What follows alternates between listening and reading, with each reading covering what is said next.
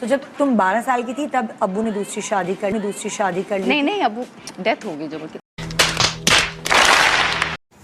अस्सलामुअलैकुम, कैसे हैं आप सब? ठीक ठाक है। मेरा नाम सुबैर है और आप मेरा यूट्यूब चैनल देख रहे हैं। उम्मीद करता हूं आप सब खैरियत से होंगे, खुशबाश होंगे और मेरी दुआ है कि अल्लाह ताला आपको हमेशा खुश रखे, आबाद रखे और अपने बच्चों के साथ खूब इंजॉय करने वाली जिंदगी अता करे। दोस्तों, जब भी कोई शख्स किसी के साथ काम करता है या किसी के साथ इसका कंपटीशन होता है तो जाहिर है थोड़ी बहुत जेलसी तो हो ही जाती है। खुसूसन शोबिज़ इंडस्ट्री में तो स्टार्स की आपस में नोक झोंक तो चलती ही रहती है। कभी कभार ये नोक झोंक इतनी शदीद लड़ाई की तरफ रुख इख्तियार कर लेती है कि लाइव शोज में बैठकर इन स्टार्स को काफी शर्मिंदगी का सामना करना पड़ता है। तो आज हम आपको कुछ ऐसे ही वाकयात के बारे में बताएंगे जिनमें पाकिस्तानी स्टार्स ने बड़े बड़े शोज के दौरान एक दूसरे को जलील किया या किसी वजह से इनकी मिठी मिठी भिस्ती हो गई। अरे भाई, भिस्ती तो समझते ही है ना आप? नहीं समझते तो आज की वीडियो में बहुत अच्छे से समझ जाएंगे।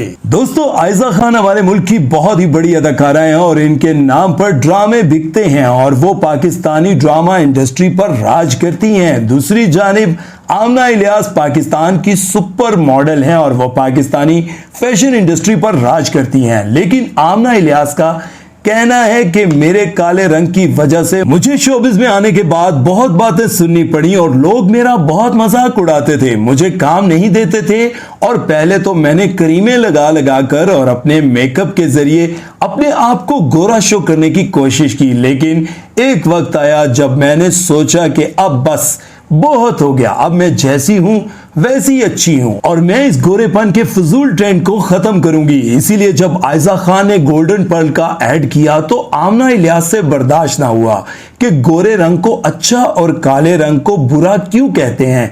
इन्होंने आयजा खान की खूब बेइज्जती करते हुए एक वीडियो बनाई, आप खुद ही देख लें। आमना इलियास,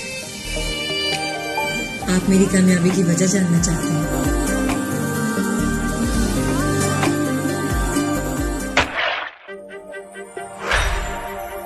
अब करेंगे मेरे फैंस मेरा इत्मीनान। दोस्तों, हानिया आमिर तो आजकल मेरे हम सफर की वजह से बहुत ही मशहूर हुई भी हैं और इकरा अजीज भी टॉप की पाकिस्तानी अदाकारा हैं और ये बहुत अच्छी दोस्त भी हैं और अक्सर एक साथ नजर आती हैं। लेकिन अवार्ड शो पर हानिया ने सबको हैरान कर दिया जब इकरा इनसे मिलने आ रही थी, लेकिन हानिया इनको इग्नोर करते हुए किसी और से मिलने लग गई, जैसे हानिया ने इकरा को देखा ही ना हो। और इकरा भी शौक में आ गई कि ये मेरे साथ क्या हो गया और शर्मिंदगी से अजीबो गरीब शक्लें बनाने लगी। शायद हानिया ने इकरा से बदला लिया हो, क्योंकि कुछ अर्सा पहले एक शो पर बैठकर कहा था कि हानिया वो अदाकारा है जो शक्ल से मासूम नजर आती हैं पर है नहीं। कौन सी एक्ट्रेस शक्ल से बहुत मासूम लगती है मगर वो उतनी मासूम है नहीं? हानिया।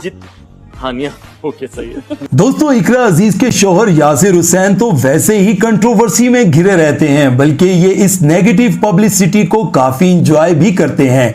अभी रिसेंटली वो एक शो में गए जहां मशहूर पॉलिटिशियन हिना परवेज भट्ट भी बैठी थी, तो यासिर ने इन पर तंज करते हुए कहा कि अब पता चला कि मुल्क का सारा पैसा कहां जाता है। देखो, इन्होंने 25 लाख की घड़ी पहनी हुई है।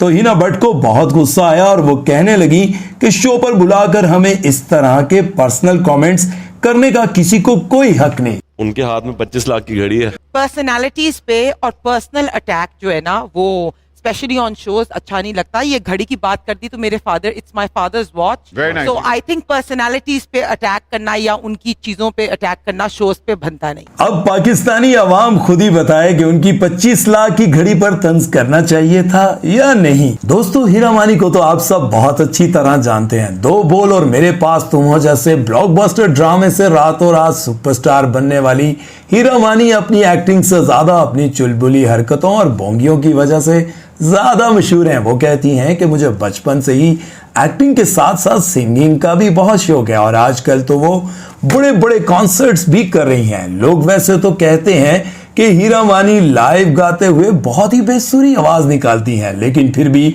हीरा मानी मजे से अपना कॉन्सर्ट करती रहती हैं और कोई एंजॉय करे ना करे वो खुद बहुत एंजॉय करती हैं। लेकिन अभी रिसेंटली इंग्लैंड में एक कॉन्सर्ट के दौरान इनकी बेसुरी आवाज की वजह से इनको काफी शर्मिंदगी का सामना करना पड़ा। सोशल मीडिया पर यह वीडियो वायरल हुआ जिसमें देखा जा सकता है कि हीरा मानी बड़े मजे से गाना गा रही हैं और ऑडियंस को कह रही हैं कि वो भी इनके साथ मिलकर गाना गाएं, लेकिन किसी एक शख्स ने भी इनको लिफ्ट ना कराई और इनका साथ ना दिया और हीरा मानी बार बार अपनी बेइज्जती करवाती रही। मेरे साथ आप सबको गाना होगा।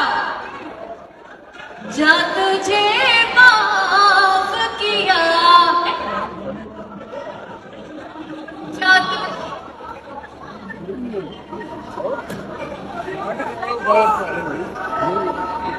जा तुझे माफ किया। आवाज नहीं आएगी तो मैं वापस स्टार्ट नहीं करूंगी भाई।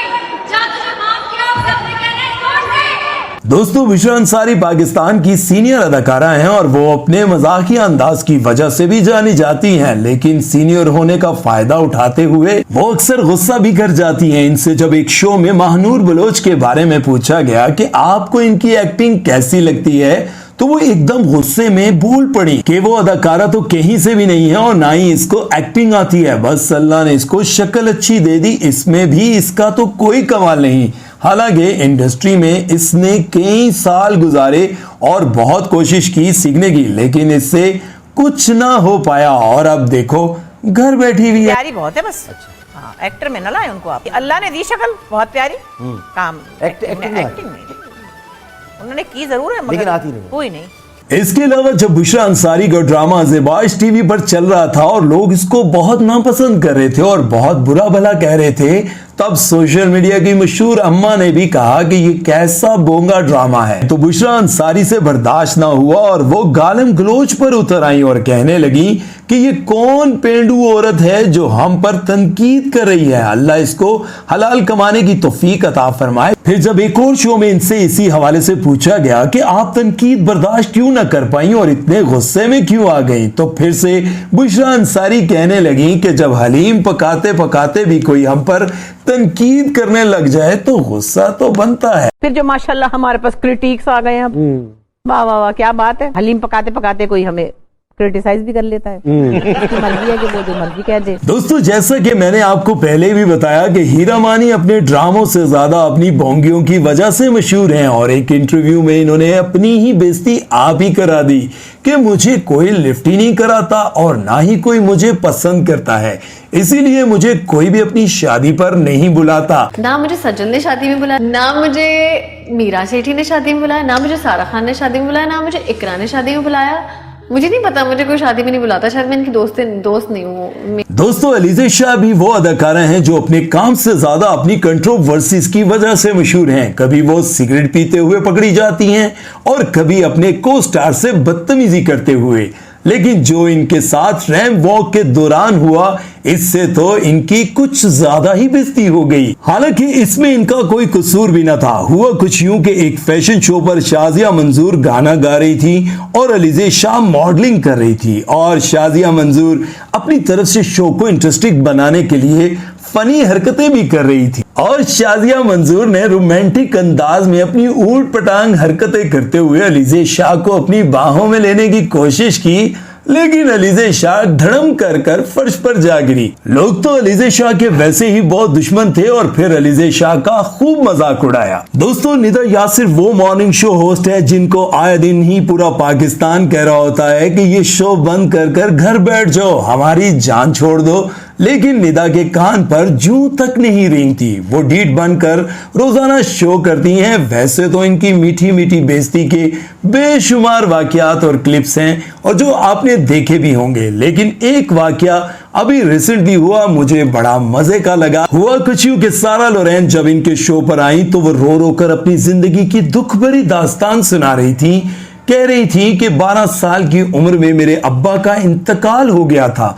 तो निदा एकदम से हैरत से बोली कि अच्छा, मुझे तो नहीं पता था। तो सारा लोरेन ने तंजिया अंदाज में कहा कि सारे जहान को पता है, एक तुझे नहीं पता। साफ पता चल रहा था कि सारा इनको कह रही है कि इतनी भोली तुम हो नहीं जितनी बन रही हो। तो जब तुम 12 साल की थी तब अब्बू ने दूसरी शादी कर ली? नहीं, अब्बू डेथ हो गई जब नाराज हो 12 साल की थी तब तुम्हारे अब्बू की डेथ हो गई थी? हाँ, इतनी छोटी? तुम्हें नहीं पता? नहीं मुझे नहीं पता। सारी दुनिया को पता है, तेरे को नहीं पता? नहीं कसम से मुझे नहीं पता। अच्छा। दोस्तों, मिनाल खान से जब एक दफा पूछा गया कि आप कुबरा खान को क्या मशवरा देना चाहेंगी, तो इन्होंने कहा कि वो जिस तरह अंग्रेजों वाला लहजा बनाकर बोलती हैं, इनको नहीं बोलना चाहिए।